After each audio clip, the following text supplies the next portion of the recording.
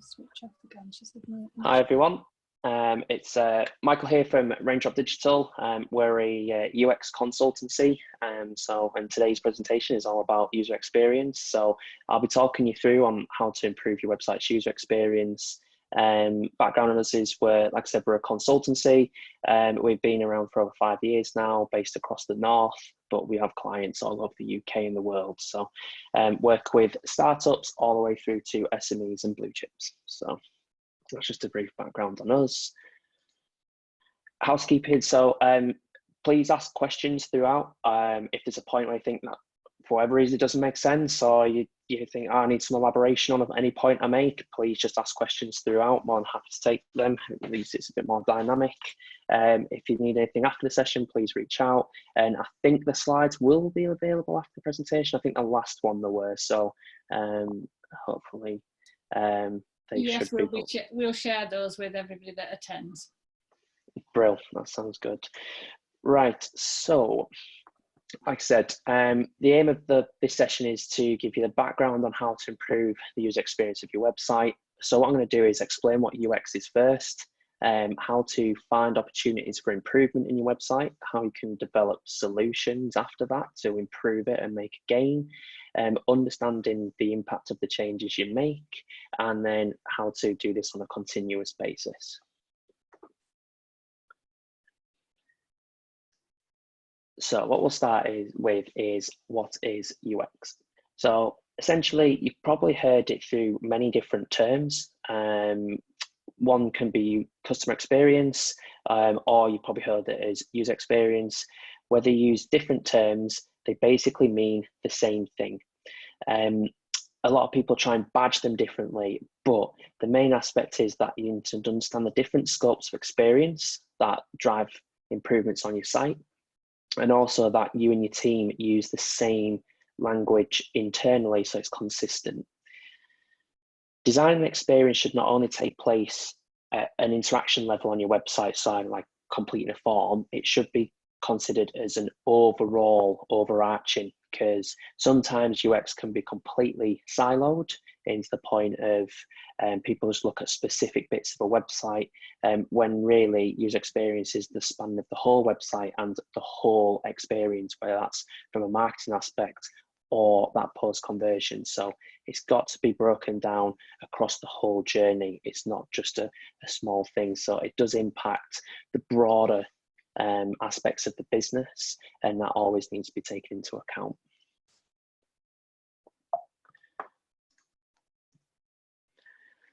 So what are the varying scopes and why they matter? So user experience can be broken down into three. So the first one is a single interaction level. This is commonly understood as an actual single interaction on the website. So something like I said earlier, someone interacting with a form, completing the checkout, trying to add a product basket, all those kind of items is a single interaction. So it's the small bits that people are doing along the way. The next level of interaction is journey level. So this is where, like I said earlier, you look at a customer's journey end to end, so that the process is from when they first use a marketing channel to access the website, through the website, and then afterwards. This also could be across web, desktop, mobile, apps, email, online chat. All the different systems that are used along that journey as well, all need taken into account. So the last one is then relationship level. So this is the absolute widest scope, and this is what we would class as a customer experience. And this is the lifetime experience of a person within the company, not just at that point where they first purchase something. This is more something from overall. So what's the lifetime of their experience with you? So this is understanding when they first interact and they first do things, through to when they first then do an overall journey, and then what is that journey like and that relationship afterwards. So this can be once they're in a CRM, and this could be then once they're in there, how do you continually be in touch with them and give them the best experience possible, not just the first time, but every time throughout the journey. So that's how it's broken down into 3. So how do we find opportunities for improvement? Well, as I said, there is we need to work across the customer journey. So there's many different customer journeys that people will sort of map out, and that's something that I'll discuss through here. But what we have to start with are the core foundations. So what we would say is have a defined framework, and what we mean by that is have a process in place of how you're going to improve your website. A lot of people will come and basically say, oh, you should do this, or you should do at your website, and use tactic-based decisions. That may get you a spike to start with, but it's not going to improve the overall user experience. So what you need to do is have a process to start with, because also by having that process, you'll be able to measure and understand where that improvement is. The second thing is to use data and insight to drive your decision making. So opinions can cause businesses to make bad decisions over the long run. If you sit there looking at a website and say, I think we should do this, that's an opinion-based change, and that's something that you want to stray away from. What you want to be doing is looking at data or looking at what customers are telling you to help drive the decision. And lastly is get the basics right first.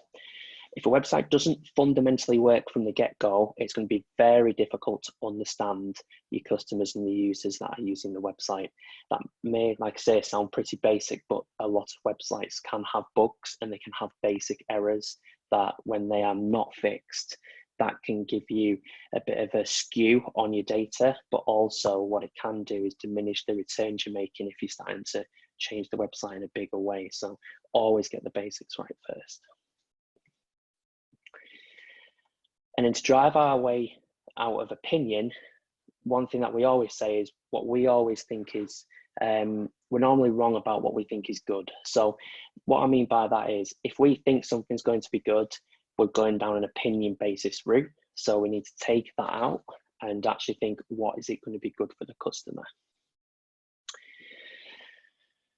The framework. So when it comes to actually improving your website and having a framework, one that we use is something called problem solution mapping. So this is quite an easy concept, and you might have heard it before or not, but essentially the whole idea of problem solution mapping is to unify the business around a common set of goals, problems, and hypotheses that are researched and validated with data. By aligning the business around the high priority goals, the most important issues are solved first, and they'll have a high impact on the bottom line. Not every problem can be solved, but by using a framework like this, we can understand the most impactful ones. The way it works is you would set your goal at the top, and then you would use data and insights and investigate what's happening with your website, and then you would build hypotheses off the back of that. And hypotheses is an educated viewpoint of how you would improve the website.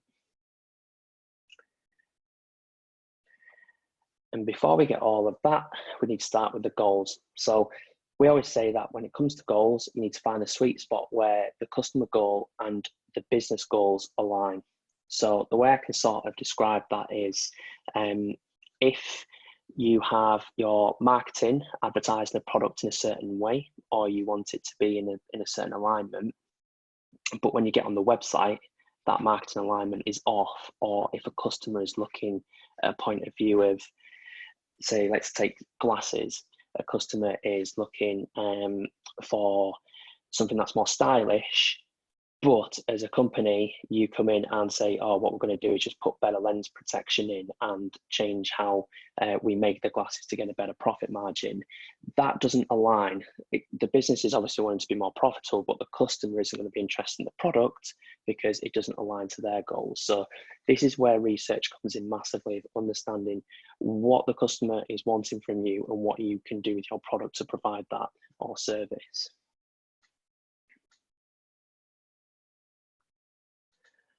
Once you've done that, you then need to carve out and look at your customer journey. So There's different ways of looking at this. One of the most popular one is AIDA, which is awareness, interest, desire, action. But the way we look at the customer journey is we look at awareness. So awareness is everything to do with your marketing. Evaluation, so this is when they land on your website, and this is when a customer is evaluating the product or service, or evaluating the website as a whole. You then get to the purchase or action stage. So this is where somebody is trying to check out, or they're trying to contact you or fill a form in. Usage is when they either use the product or the service. And then advocacy is when you get the customer to actually be an advocate of your brand, your product or service. And this is why we want to look at the full journey, because if there's problems higher up, we need to fix those. But then if there's more problems at the bottom of the journey, that's going to have a knock-on effect of the higher up for other customers in the future. So this is where you've got to carve out the journey of your website and understand how people are mapping through. The next area is then to understand customer buying habits. It's quite interesting. So from a psychological side and from a point of view of behaviour, we all actually shop in certain ways, or we purchase a product or service. So the way we actually purchase can be on an emotional scale, a logic scale, and it can be fast or slow. So to cover all of these, if we're emotionally fast, we're more of an impulsive purchase. So those kind of customers are asking why questions. They want cold, hard facts and special touches, but they can be very prone to distraction. So having clear call to action on the website, making urgency a priority is helpful against an impulsive person who's buying, whether that's a product or service. If we buy fast, but we're a logical buyer, we're classed as a competitive purchaser. So from this point of view, these are what questions. So these are people that are looking to get the best service or product on the market. So they will want to be able to say that when they come and use that product or service, and they talk to friends, they say, well, I've got one of the best ones available. We've got emotion and slow, which is a humanistic buyer. So these are the who questions. So these kind of customers are looking into the company, its values. It's going to look at reviews, social proofing, who else has bought or used the service, what were their findings, how did they find using it. And then last, you've got logic and slow, and this is a methodical buyer. So these are how question type people. So these look at the depth of information provided by the company on the product or service area. They're looking for the research in. They don't make quick decisions at all, but they want whatever's claimed. So if there's a guarantee with a product, they want believable evidence that that is actually genuinely the guarantee of what that product does. So this is a very interesting way of looking at how we purchase. And I personally know that I can sit in each one of these areas depending what I'm buying. So if it comes to, I'm very into music, so when it comes to vinyl, I'm very impulsive with my vinyl purchases because I've got a fear of missing out. That's going to go out of stock. But when it comes to buying cars, I'm a very methodical buyer. I research the detail of the vehicle I'm looking at, so I've got all the information I need before I go in to the showroom to look at that vehicle. So it's interesting that each customer could be within a different grouping, and web pages can match each one of these groupings all on one page without being overcomplicated. So, but this is very interesting to get your head around, because you can start to understand how your content or how the website's journey and layout can be changed to help people's purchasing behaviors.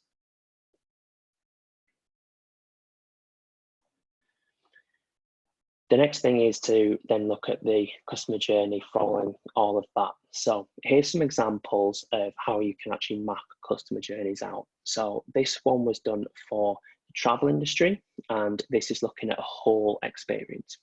So what we're looking at here is the stages, and then the company Real Europe is looking at all of the different steps within those stages, and then the doing is what people are actually doing along all of those. So if we look at this, the first stage of the customer journey is research and planning and shopping. So what the customer is interacting with is the website. So they'll be looking at the destination pages, timetables of where they can go, itineraries, planning their holiday. They may have questions, so they may use live chat. They'll also might go onto other websites to start researching, to look at comparisons of prices, looking at different hotels, what's available, and they may talk with friends. So this is a circular cycle. So it's not as if they're going to do it step by step. They could be doing it constantly. But the whole idea here is that they're going to be researching and planning. They're going to enter and look for their review of fares. They're going to be looking at what trips are available and what passes. Once they've found what they're looking for, the next step is looking at booking.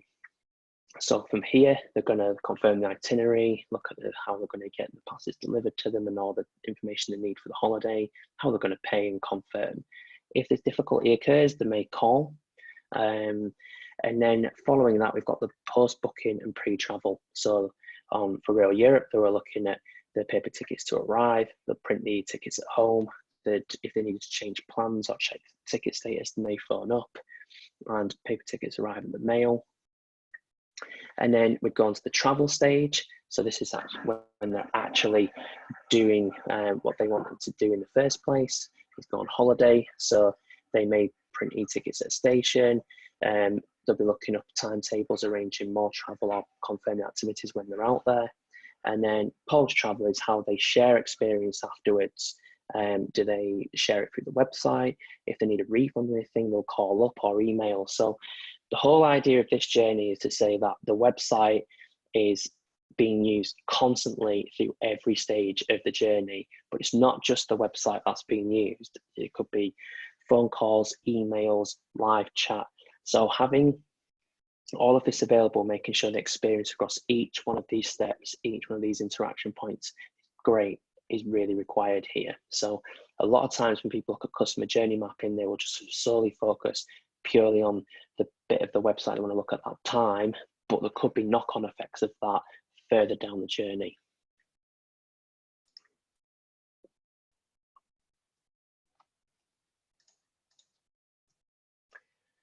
Another type of doing customer journey mapping is a service blueprint. So this is slightly different to the one before, because this looks at how all of the stages interact with each other, whether that's from a staff member or that's from a website or a technology aspect. So what this does is it allocates the time over the journey.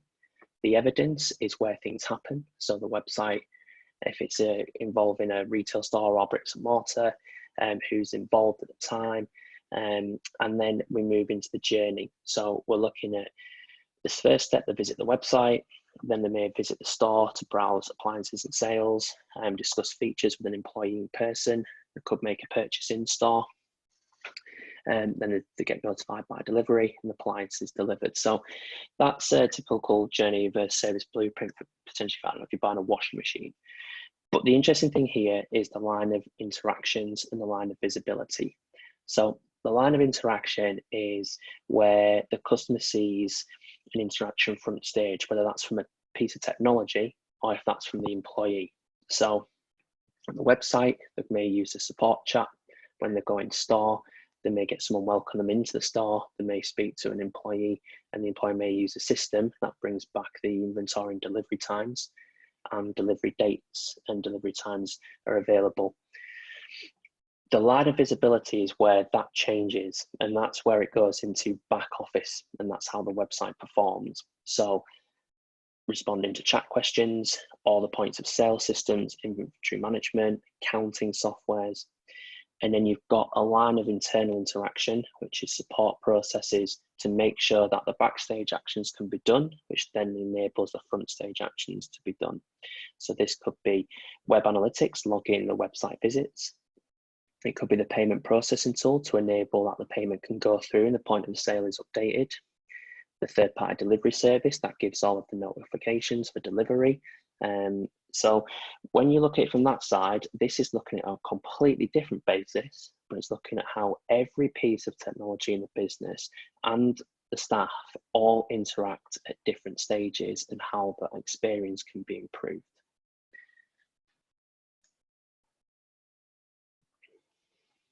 Another way of mapping your customer journey is the one that Lego have done. which this one is how they wanted to design an experience around people that purchase Lego when they're in an airport. So again, all of these are examples that can be applied to your business in different ways. If we look at the Lego one, they're looking at before, during, after. They're using basically a smiley face to see where can the experience be positive. They're then using an option to show where there's a make or break moment in that person's experience to understand if they're going to be happy or sad, or when it's the point where they could lose them. And then they've got an information sign to know where they need more data along the journey to be able to then make a better decision. So again, this is one that involves a lot of different touch points. And obviously with Lego, this is something that involves not just a website, but involves buying it in store or in person. But this could be still done for a website from the starting point to the end point of when someone is basically purchasing a service or a product or contacting.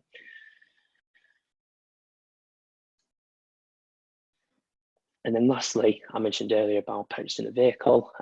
This is a customer journey map about purchasing for a vehicle. So this is using different steps, but it's the steps are focused on the business. So you've got the consideration stage, explore, compare, test, and negotiate. And the whole idea of this is to look at how the website and mobile apps sit in that customer journey. So first step, they could be seeing a TV commercial for a vehicle or see ads on Facebook. Then go to the website to look at all the vehicles in the budget range, potentially creates an account, saves favorite cars in the wish list, then downloads a mobile app to be able to then research that further when it's traveling around. Then they're going to the compare stage. So they look at consumer reports and reviews about the vehicle, consult with trusted individuals, and consult and check different websites on the options that meet the criteria. Then they could go into the store, complete a dealership form to be able to test drive the vehicle. And then it goes to negotiation stage where they could decide on a car, get financing terms, total price, monthly payments, and understand more on purchasing that vehicle. The thing about all of this is, even though a lot of people potentially purchase vehicles in store, the website's essential to a lot of this journey, because you'll be going on things like Autotrader or different websites, looking at the cars available, looking what's on the market, looking at all the research. So if you're in that kind of scenario and you know that your business is going to be in so many different stages of a journey, it's good to map that out, because people could be returning and not just visiting for the first time and converting. So that's a different way of mapping out customer journeys, but it's essential before you get any data and insight, really, is to map the journey first. So put yourselves in the shoes of the customer and walk through the whole process from start to finish and map that out. And you can use obviously those different techniques.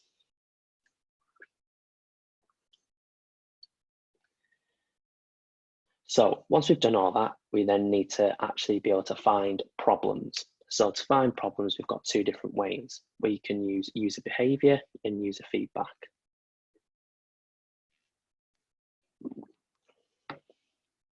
User behavior, the first step would be to look at your analytics data, depending on what platform you use.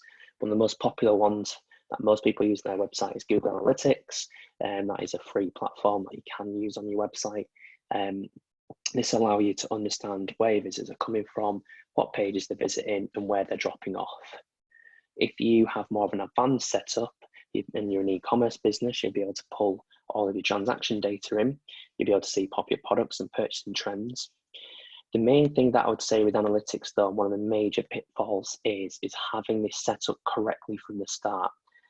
The bad side of using data is if it's not set up correctly at the start, that can still lead to bad decisions being made. So it's always good to check that you've got it set up correctly first. The second pitfall of using analytics data is that a lot of people don't actually set it up to match the business goals or to be able to track that overall goal of what the website should be doing. So those are two things that I would always say to people to check with their analytics setup first before they start analysing the data.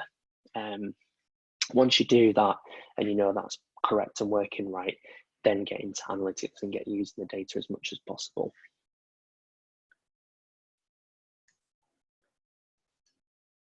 The next is to then look at heat maps. So you may have used these before. If not, very, very good at understanding what people are clicking on. They're basically a graphical representation of your web page. And when a button or an element is more red, that means more people are clicking on it. If it's blue, not as many people are clicking on it or interacting. The idea behind a heat map is to understand what are people actually doing from that aspect. And whenever you look at them, I would always say you want to try and find at least 10 bits of insight on that to understand, are people clicking on the buttons you want them to click in on? Are they using the menu the way you expect them to? Do they actually interact with elements on the page? If it's like a checkout form, are they actually clicking on every field, or are they missing certain fields, which means you could optimize that further. The next section of your user behavior is scroll maps. So very similar to heat maps, but what this does is it gives you a full heat representation of your whole web page. And the idea behind this is to understand how far people scroll down the page and where they abandon. And it gives you a percentage marking. Most good tools will give you an average fold. So years ago, everyone used to say you need all your priority content above the fold, but because of the way web is now, where you've got different size laptops, different size tablets, mobile phones, there isn't such a thing as a static fold anymore. We basically call it an average fold, depending on the screen size. But scroll maps are still helpful for you to understand where people actually scrolling to, because if you've got priority content too far down the page and majority of people are not actually seeing that, then these help you to reorganize the architecture of that page and how you could move something that's more interactive that people potentially could use higher up the page.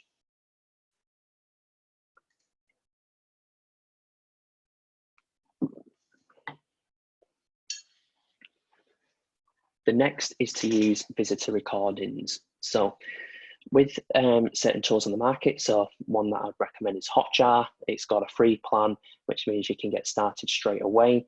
You can get up to 100 visitor recordings and 1,000 visits on your heat maps.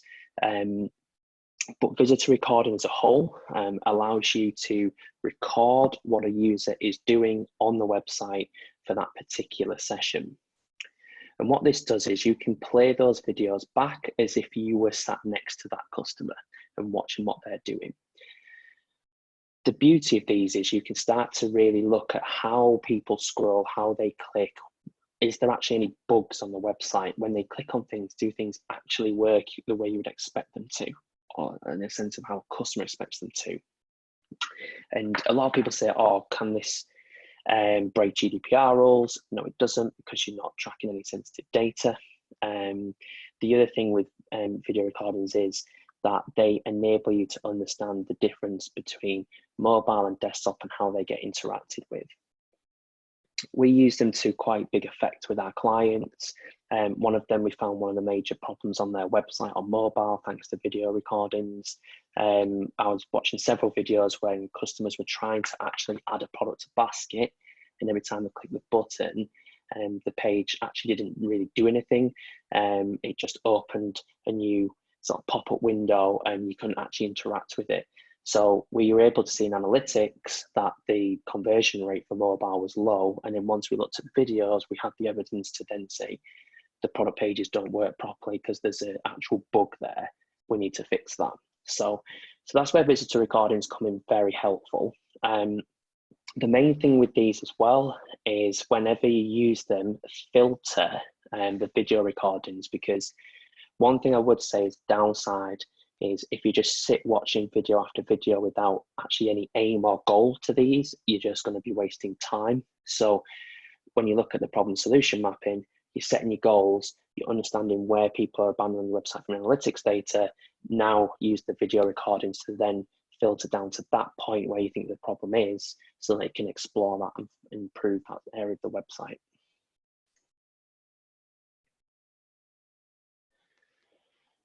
And then the last area in user behavior is something called form analysis. So there's a lot of different tools on the market that could do this, but essentially what this does is it tracks every form field on a particular form on a particular page, and it will give you the ability to understand how long people interact with each field, how many people abandon, and how many people have problems. This is really handy if you've got very long forms on your website, or you find that in the journey you're getting to the point where people are filling forms in and you're not getting the conversions. By doing this, you can understand where the issues are, how long people are taking, and do you actually need that form field? Could it be a different type of form field, or can it be changed in a certain way to help people move through and get that process done quicker? So that's all the user behavior areas you can use to try and find problems on your website. The next thing to do is marry this with user feedback, where you actually get feedback from the customer at different points in the journey. And the first thing to look at with that area is surveys. These are probably the most powerful areas for us when it comes to gaining user feedback, but gaining insight into user problems. User behavior tools are great to analyze the actual website, but things like survey really give you feedback and they cannot be replaced. Some of the common questions we always get asked are, will people fill a survey in? Well, they do, but sometimes it's better to incentivize it. If you incentivize a survey, you're going to get a lot more people completing. So most of the time we run a competition alongside the survey so that we can get feedback from the customer. There's different ways that you can run surveys. So you can run ones that pop up on the website when people go to abandon, or when people have spent so long on a web page, you could ask them for feedback. Or what you can do is, if you've got a database of customers, is have a regularly every quarter set up a survey that you send to your customer base to gain that customer feedback. The beauty of doing that is you're getting regular feedback constantly from your customer base to inform how you improve the website. So surveys are probably, like I said, one of the best tools that we can use. It's enabled us to validate for a lot of companies their internal opinions. One of our companies that we work with was looking to develop an app, but they were unsure if an app would actually make a difference for the customer. So we ran a survey across the customer base, and we actually asked them directly in that survey, would you use an app? Once we got all the feedback back, it was the lowest on the priority scale for the customer. They were actually looking for better delivery times and better ways of exchanging products. So that not only gave them an insight into what customers are looking for, that saved the business a large amount of money at that time that they would have actually spent if they'd have gone with their internal opinion. So that's where surveys can really get important, because it's not just about finding problems, it's about understanding that some things that you think may work can be validated and actually save you money as well.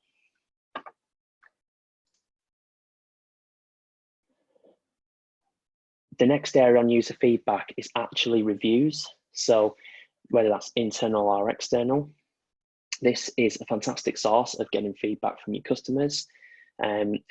Whenever you're looking at analysing reviews, it's probably best not to look at the 5-star reviews if you're looking for problems to solve, because most of the time people are going to be very happy. What I would always say is look from the 4-star to 1-star. I found some absolute major insights into businesses actually in the 4-star review section, because the way I see it with that is customers are happy, but there's been a slight area where that can be improved. And the idea with reviews essentially is to look through them case by case, but then try and group them after that to see where they fall into. Sometimes with 1-star reviews, you might just have a disgruntled customer. That there's never ever going to be a way of changing that.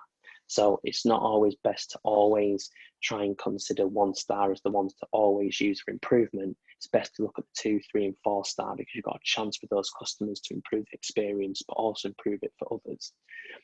The client that's on screen at the moment, we were able to pinpoint loads of different changes in their delivery process from reviews, because we were able to pinpoint when they changed their courier provider, and that's when we've actually started to see more comments about how that had deteriorated the service at the time.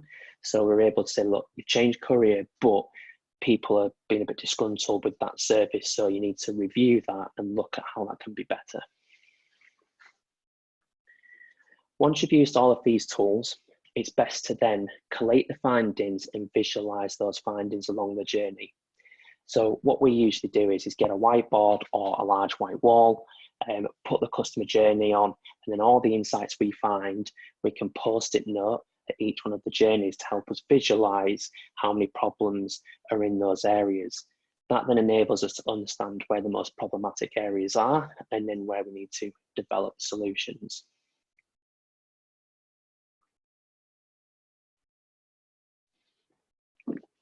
So how do we develop remedial solutions? Well, the first thing is to write a well-written hypothesis.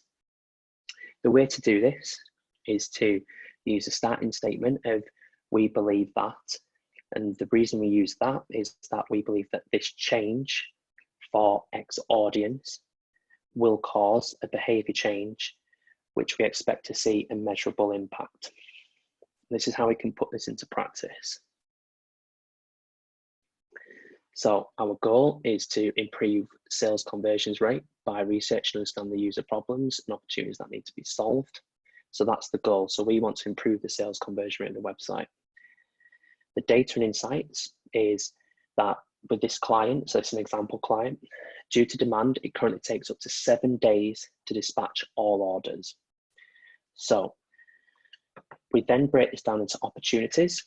So how might we A, clearly inform a user about when an item is about to be dispatched delivered?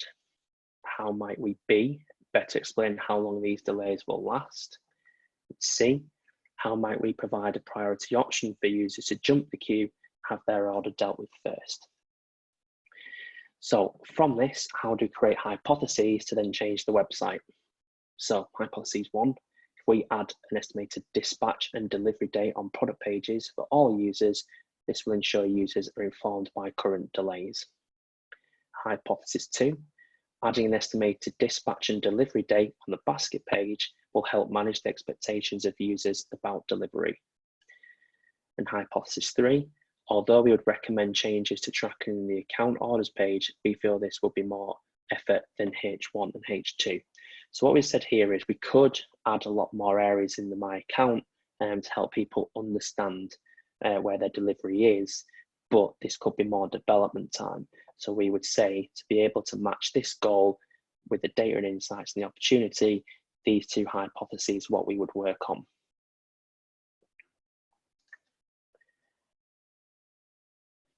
So how can we lay a hypotheses out? So this is how we lay it out for clients. We basically categorize each hypothesis either in a just do it change on the website, which means we would change it, or we would test it. We would measure the impact of what that impact will be and the effort. So it's always good with categorizing hypotheses to understand how the impact will be to a customer, because if that's one of the most problematic areas, you're probably going to put that high. If it's a low problematic area, the impact could be low. The effort is all about how much time, effort, and cost is going to be to make that change. Is it going to be a simple change, or is it going to involve quite a lot of development time on the website? So based on what we've just been looking at, we believe that adding estimated dispatch and delivery dates on product pages for all users will ensure users are informed by current delays. Consequently, we expect to see less calls to the contact center about when an item can be delivered and less contacts via live chat about when an item can be delivered. So what we're saying here is that if we add a box on the product page that says, due to unprecedented demand, dispatch and delivery will be in 7 to 10 working days, we're able to warn the customer up front there is going to be a delay in dispatch, but also managing their expectations. So this will help us lower all the inquiries to the contact center and live chat, but also people will be then understanding of that delivery date, which means that then they will purchase accordingly. So this is how you can then turn that from your data and insight into a hypothesis to be measured, and then how it can be changed.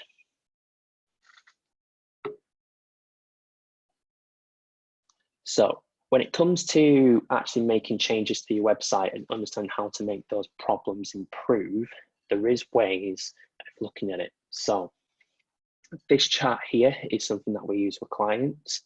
And what this does is it gives us the goal, a strategy in place, and tactics.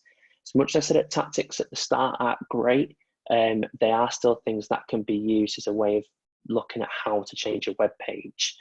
When you get to this stage, you've already done your data analysis, you're already starting to create hypotheses. So you can use all these different techniques to be able to understand where to and how to change your website.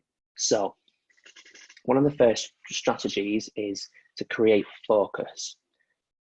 So what I mean by this is every time you optimize your website or you look at changing a web page, you're competing against all the stuff that's out there to distract your target audience.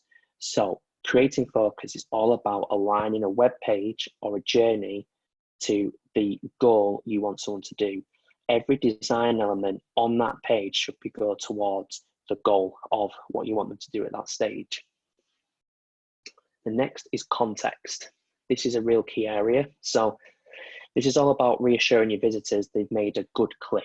So this is creating a contextual bond between the pre and post click of a web page.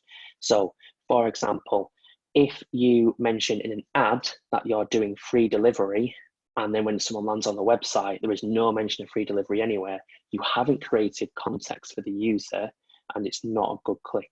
Pre and post experience of that click don't match. That isn't just to do with ads, that's also to do with the actual journey in the website. So if you take that hypothesis I was showing, if we mention that delivery delay on the product page, but then don't mention it anywhere else after that, we haven't created context in the journey from the product page to the basket to the checkout.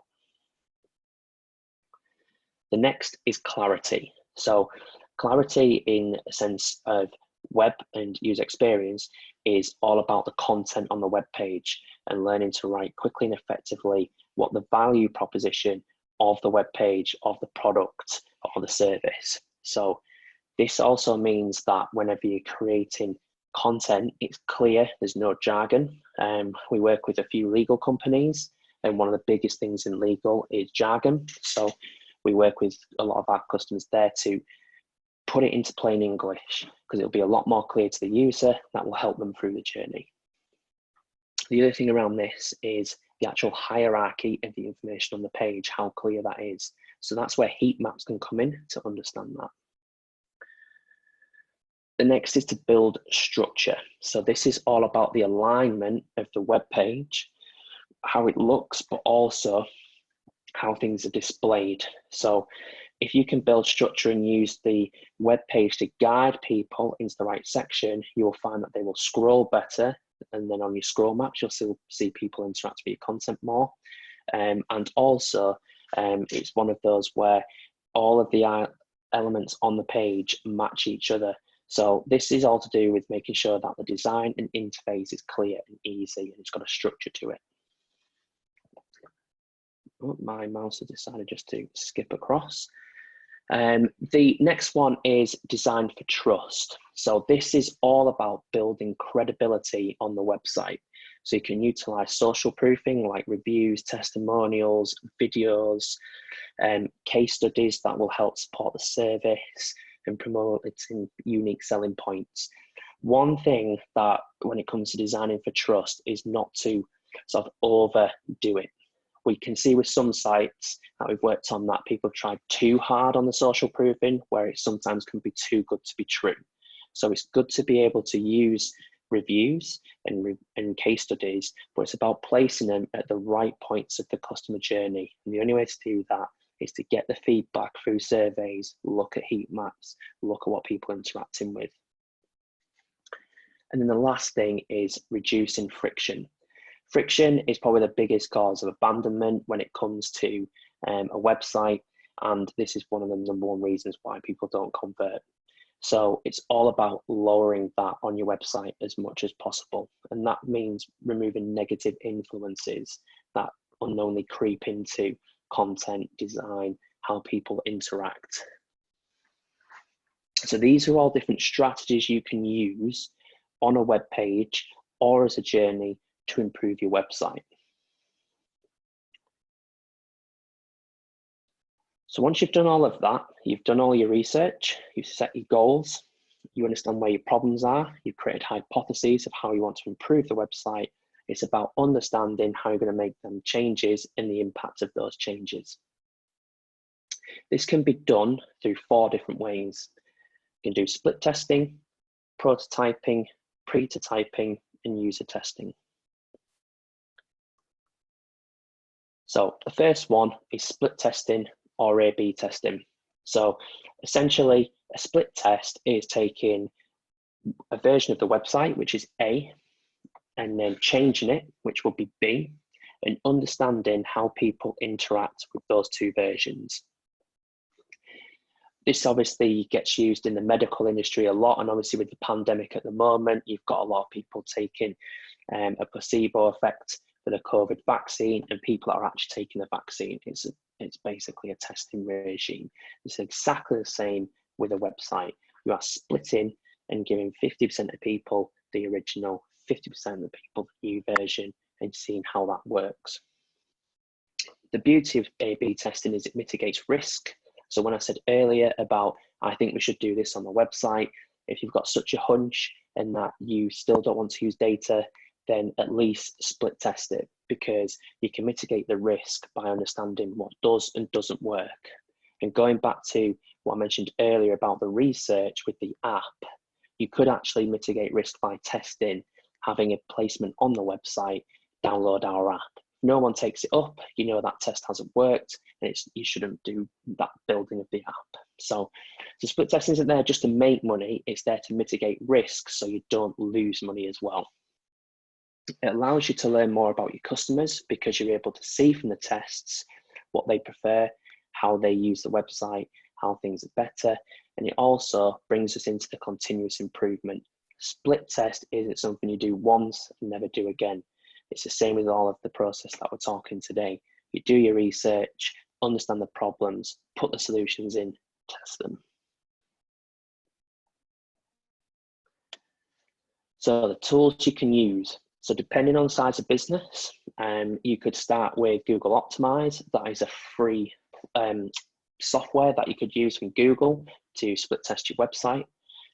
Some of the lower budget ones are VWO and A/B Tasty. And then depending on the size of company, you could go to a high tier one like Optimizely. All of these are available and can be used on any website. So it's not as if they're web specific. You can get going pretty easily. Like I said, with Optimize being free, you could set that up very quickly, install it on your website and get testing very quickly. So I'm going to talk you through how you'll be able to split test your website. So again, like I said earlier, we like processes. So there is a process to A/B test, because the worst thing in the world is you build an A/B test and then it's not being built properly and it breaks your website. So what you need to do is define the experiment. You then need to create the variation, so create the change. You then need to run that for a period of time. Then you measure the results, and if it's a winning test, then implement it. If it's a failed test, then you wouldn't implement it, but you would learn from it. 80% of A/B tests fail in the web industry, and failure is not a bad thing when it comes to user experience. If every test won, then we'd all be millionaires and then we wouldn't need to be doing this. But tests do fail, and it's the learnings from those tests that fail where you make better improvements in the website. So define the experiment. So by creating solution hypotheses, we've got our hypothesis available. We then need to understand what we're going to measure as part of that test. Then we need to define the audience and the traffic allocation. Are we going to do it 50-50? Are we going to do it over just desktop? Are we going to select a mobile device? Or are we just going to do it to new visitors or returning visitors?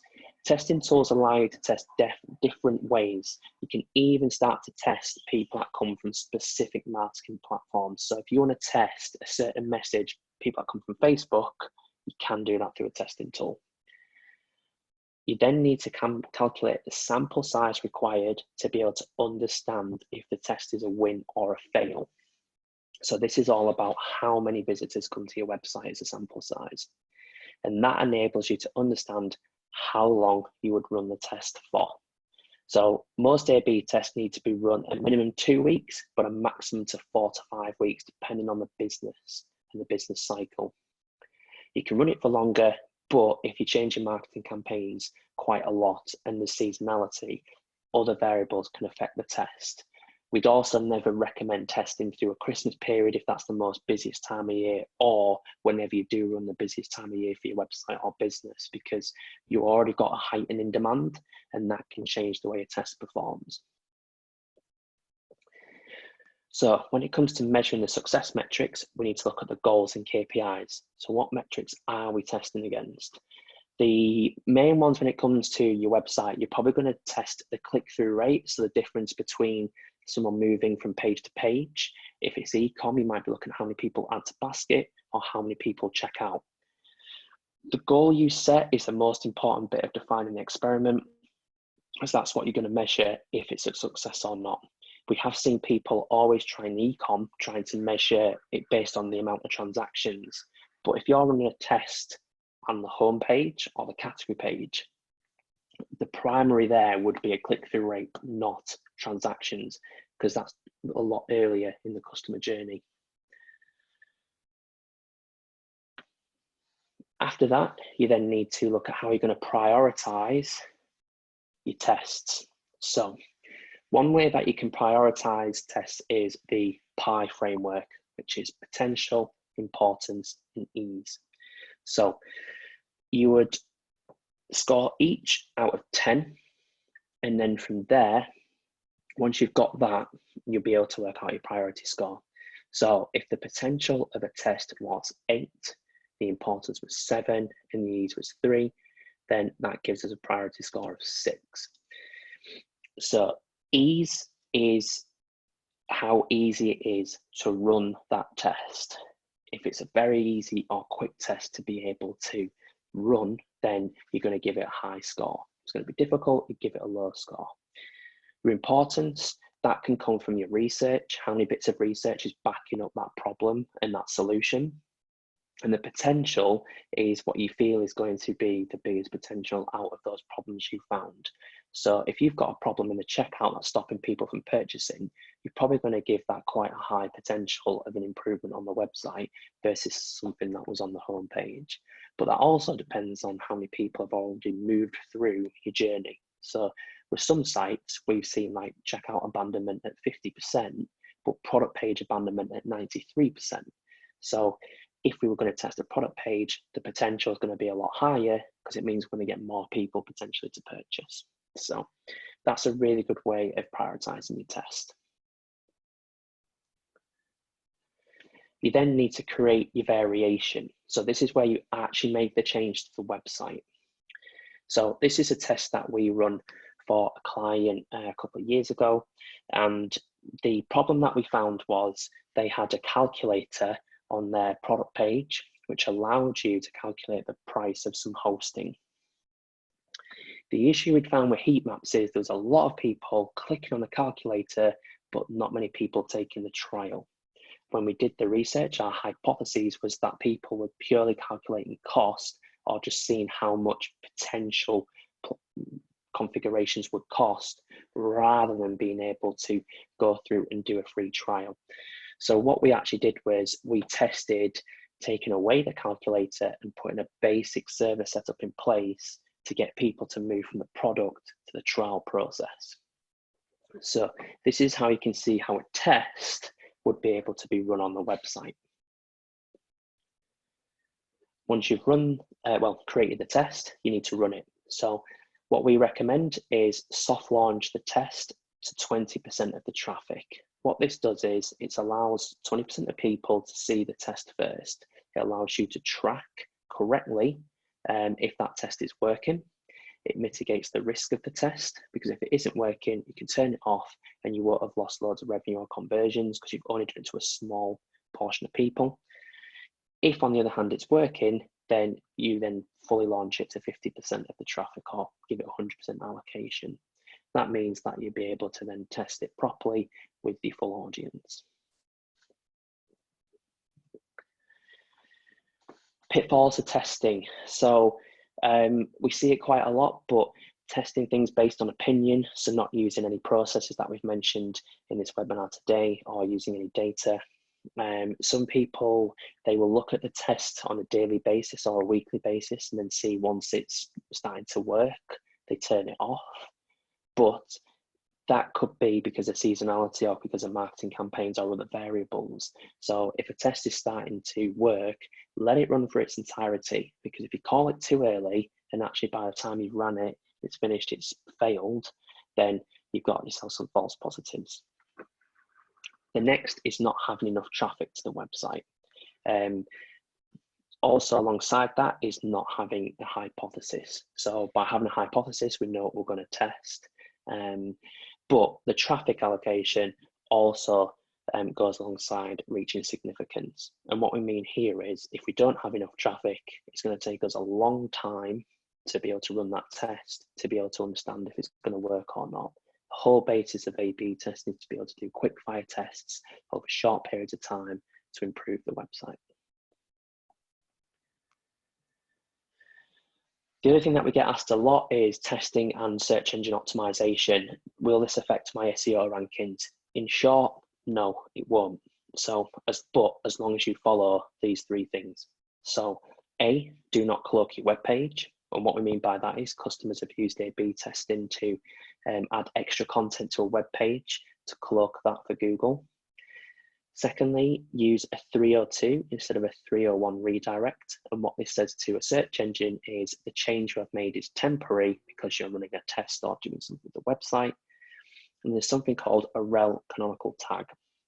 What this does to Google is this tells you what the actual original web page was.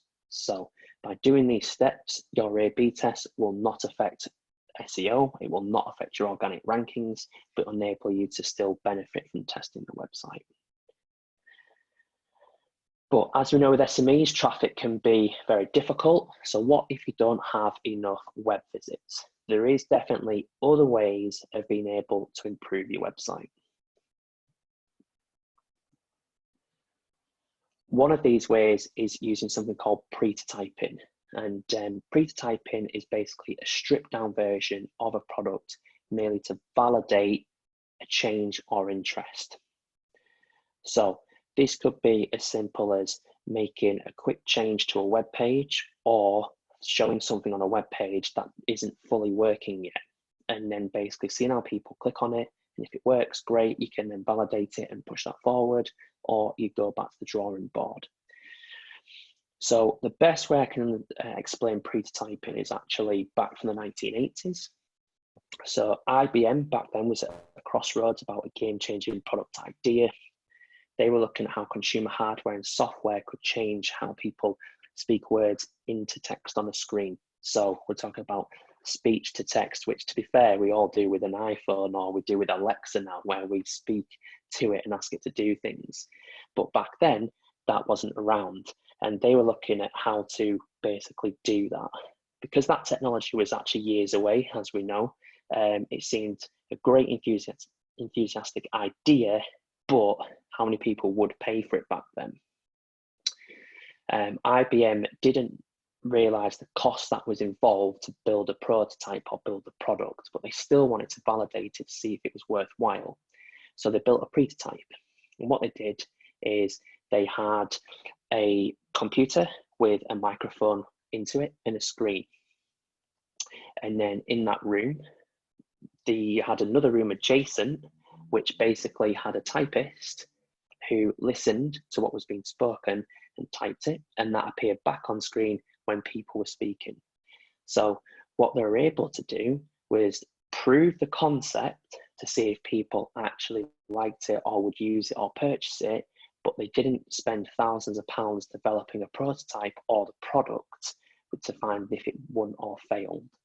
So prototyping is a great way of having, like I said, a stripped down version and a very low cost way of being able to test a change or test something in the user experience to improve it.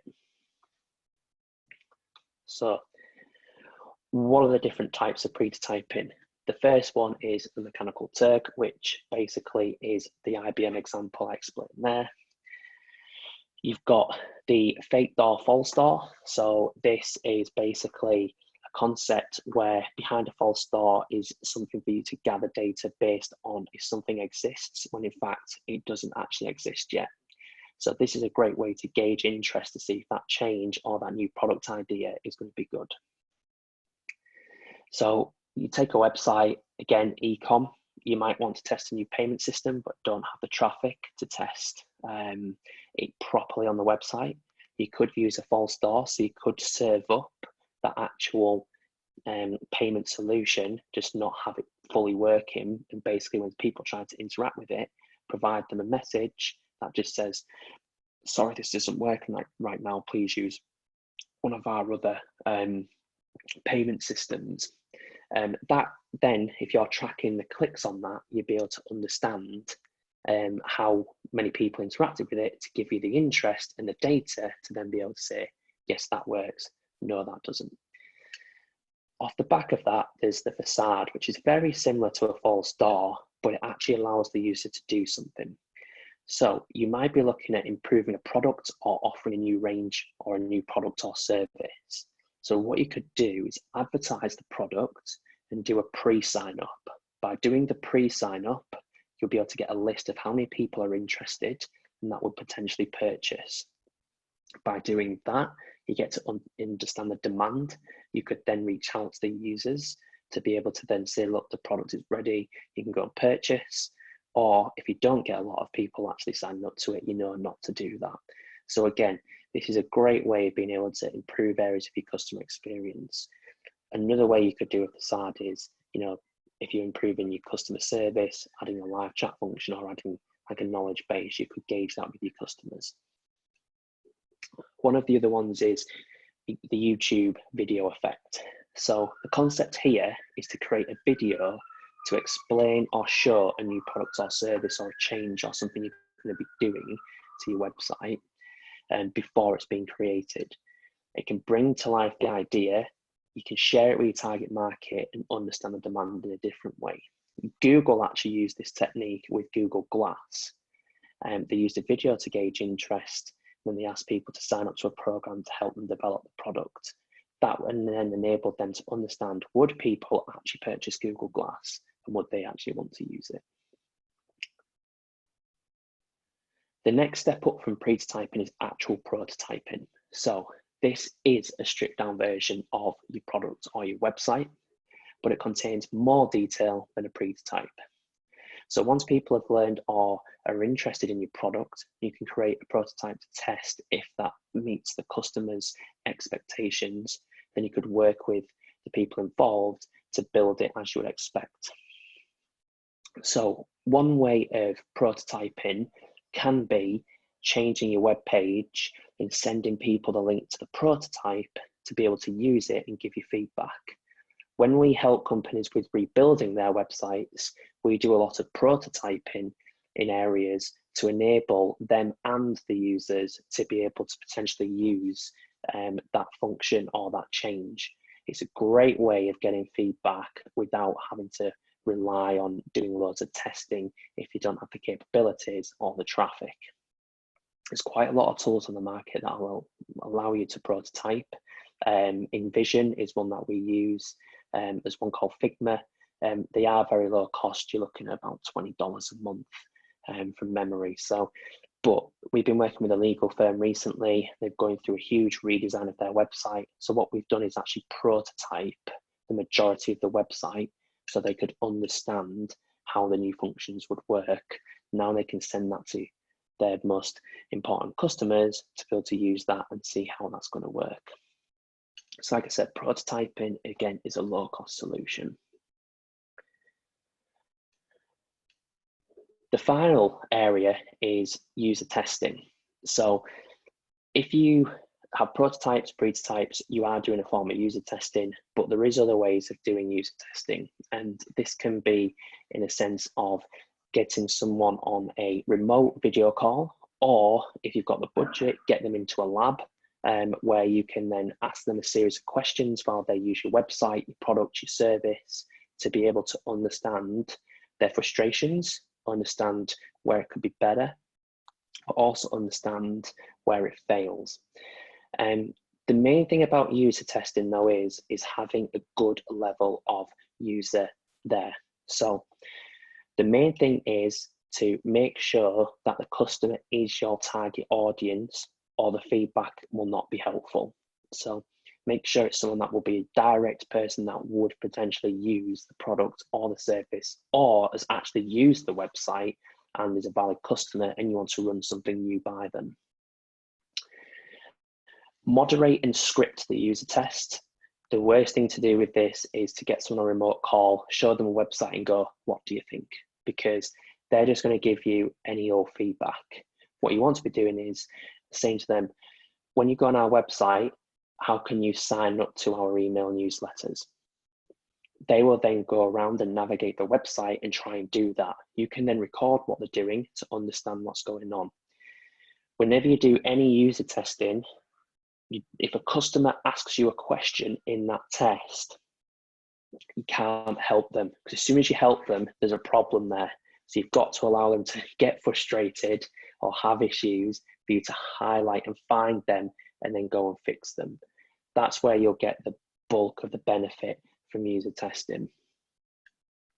Like I said, you don't have to use a lab to do this. You can just arrange Zoom calls. You could even just say to the people, when it comes to user testing, you know, if you sign up to be a tester of our system, we'll give you a £20 voucher, or we'll give you X off of product, or we'll do something to incentivize that person for their time. But you could moderate it on Zoom. You could record the Zoom call as long as you comply with GDPR rules. And then you can take that back to stakeholders or have that internally to improve. I said the hardest challenge of user testing now is getting the users to be there. But if you incentivize it, then you're more than likely to get your users available for that. So that's how you can get remedial solutions in place and impact changes.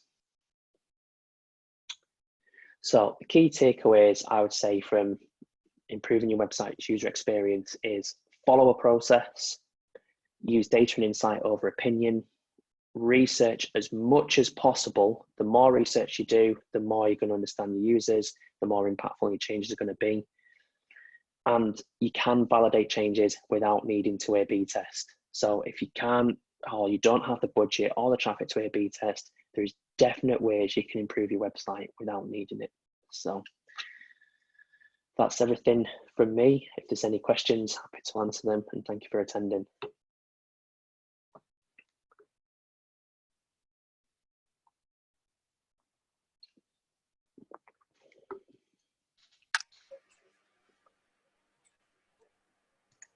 I'm not sure if if anyone's on mute. Good, isn't it? Do ask any questions if you've got them. Yeah, Kevin's paying a lot to take in. Kevin, we will, if you want to come off mute, we will happily share the presentation with you to go through at your leisure. It is a video presentation, not just a PowerPoint presentation. So you will get that in the next few days, hopefully. Thank you. Michael, could I just ask you to move on a slide? I'm sorry. Yeah, sure. And another one, please. So you'll be aware we run these weekly. We were doing 2 a week, and we're going to move down to 1 a week at post-Christmas, and those are the dates there for your diaries. And if you're listed on our mailing list, you will receive the dates nearer the time. Move on again, Michael.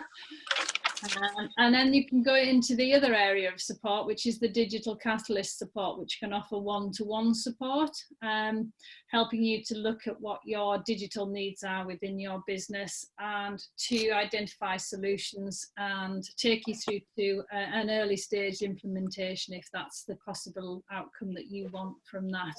So it is worth taking the details of the contact at this end, and making contact with us to review.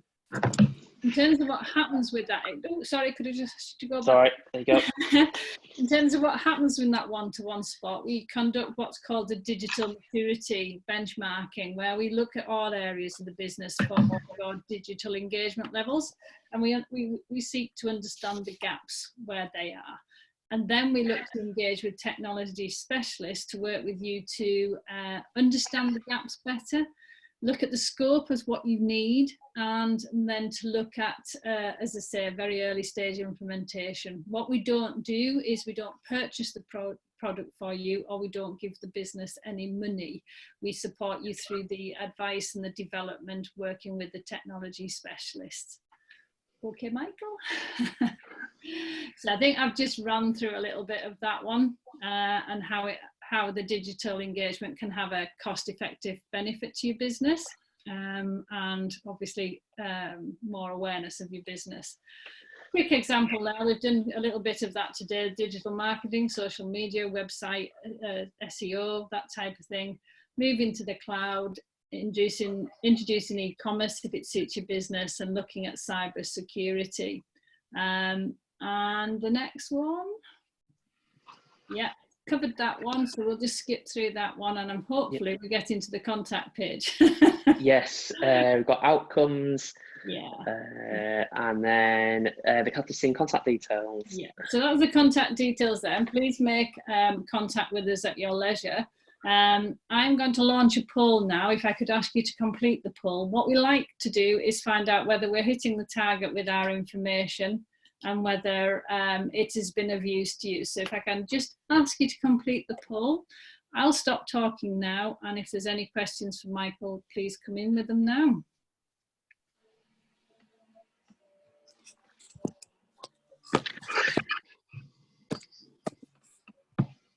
It is very in-depth, isn't it, when you start to look at what goes on something that's simple as a website. You just think, yeah, definitely. Yeah, I try not to over do it, but yeah, but it is worth thinking about everything that connects to it. It isn't just a page that advertises your product. It's something a lot more than that, isn't it, really? Oh, definitely. You know, you can have the best website in the world, but when it comes to delivery of that product or service, if it's not very good, it can have such a knock-on effect. So it's got to be looked at overall. Yeah, and maintained. I think that's the different one. Yeah.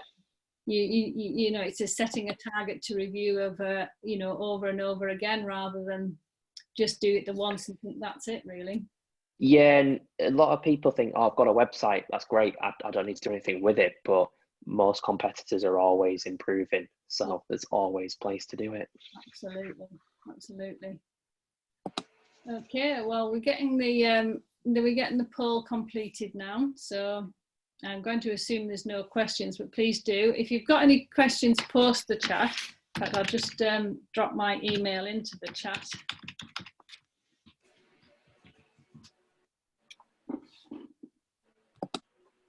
Give me 2 minutes. Yeah. So if you've got any direct questions and you want to ask me about the other programs, please do come back to me. I'm going to end the poll now.